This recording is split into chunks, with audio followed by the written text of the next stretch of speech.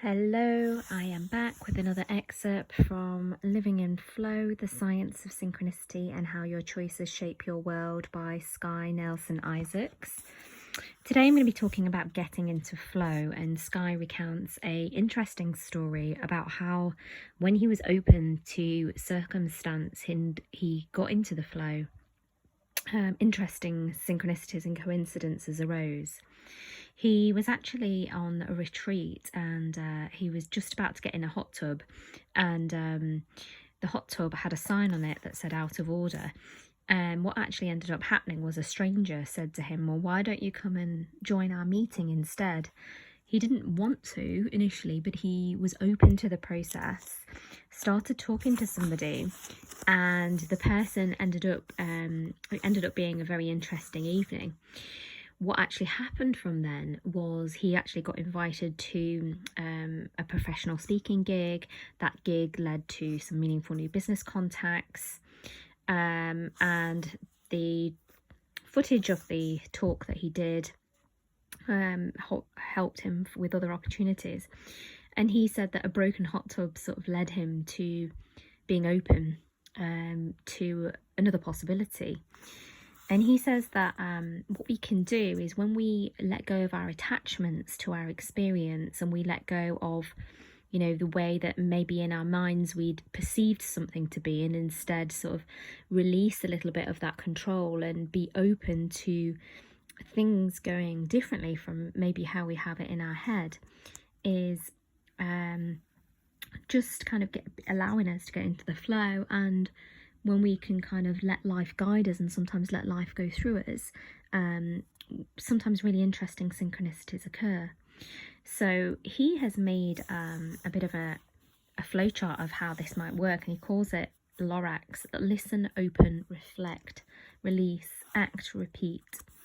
And he says that this can be useful when we are open to our circumstance and something might happen.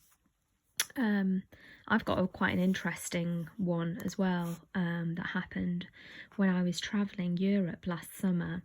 I was in a state of mind where I was nearly late to board the Eurostar to Amsterdam, and I was rushing, so I wasn't in the most relaxed frame of mind, and I was thinking about getting all of my stuff through security, and so I could sort of get my bearings on the other side, and just sort of relax before I could needed to get on the train. But I didn't have very much time, and what actually ended up happening was, because I was in a stressful state of mind, I left my small little handbag on the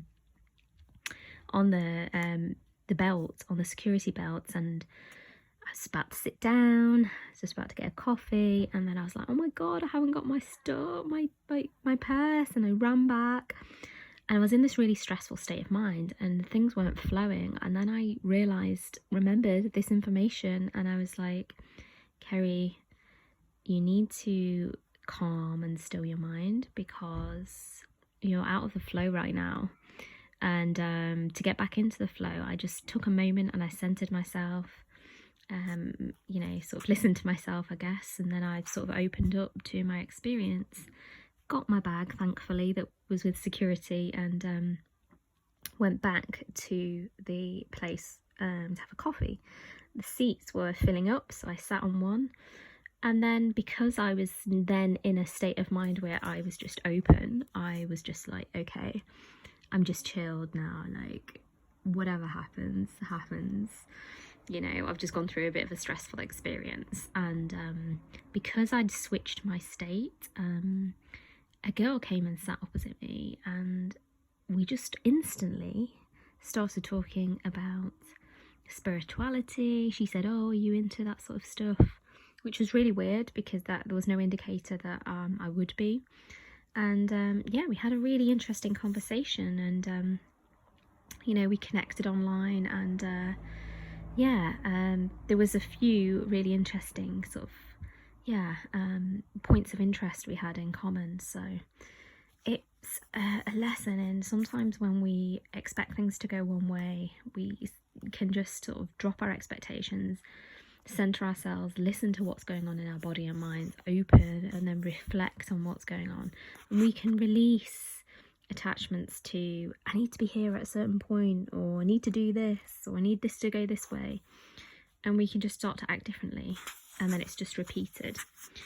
He says that in the story The Broken Hot Tub, he was standing in the cold and he was disappointed to find that it wasn't working. So when a stranger spoke up about switching gears, he was like, who is this person? Why do they want to speak to me? And it's the conscious mind that was overthinking. So he said the first step is to get into flow, is to listen for this type of unexpected information. Useful guidance may come from all sorts of places, so we never really know. I don't know if you've ever seen the film Yes Man with Jim Carrey, but it's a very similar thing. When we stick with our expectations and we follow along a certain path, we can become quite closed to opportunities to get into the flow and synchronicity, and to, I guess, be guided in this sort of stream of life to possibilities that might get us into synchronicity. He said to be able to catch synchronicity, we have to be able to notice the unexpected opportunities, the calls to a bigger life. So we need to release attachments, essentially. He was in the cold in his bathing suit and a towel when he was asked to go and join this meeting, and he didn't really want to, but he said maybe this might be good, actually, even if he hadn't considered that possibility before.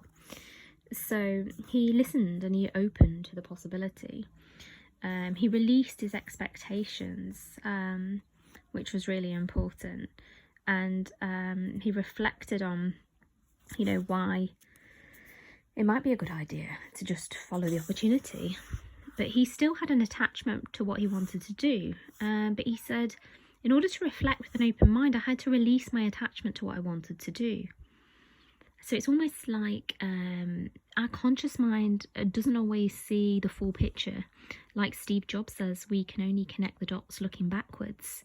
And sometimes decisions and those sort of choice points that we make can lead us to interesting synchronicities.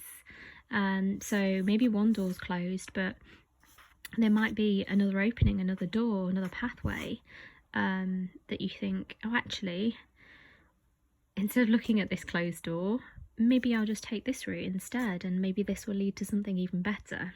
That's essentially what he's saying, is letting go of his momentary wish for comfort and surrender to the flow, surrender to that uncertainty that perhaps there's something larger than your conscious mind, and higher or bigger than what your individual rational mind can fathom.